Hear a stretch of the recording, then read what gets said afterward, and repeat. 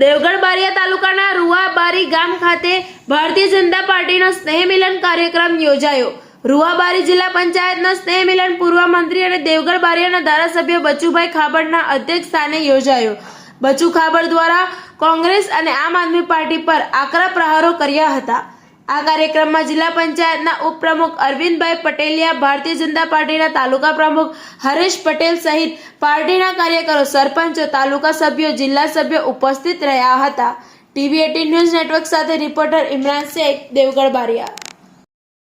બારિયા વિધાનસભાની રૂવાબારી જિલ્લા પંચાયતનું કાર્યકરોનું સ્નેહ સંમેલન હતું।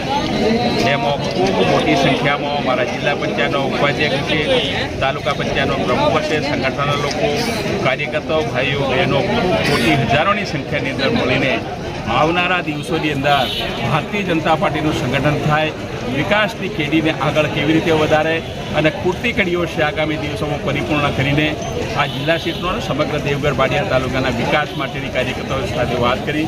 કાર્યકર્તામાં ઉત્સાહ, ઉમંગ અને ઢોલ નગારાથી અમારું ખૂબ મોટા પાયે સ્વાગત કર્યું છે। એવા કાર્યકર્તાઓ બધા મળીને આવનારા દિવસોની અંદર ચૂંટણીઓની અંદર પૂર્ણ બહુમતીથી જીતવા માટેના સંકલ્પ સાથે અમારા કાર્યક્રમો મળ્યા છે। Thank you.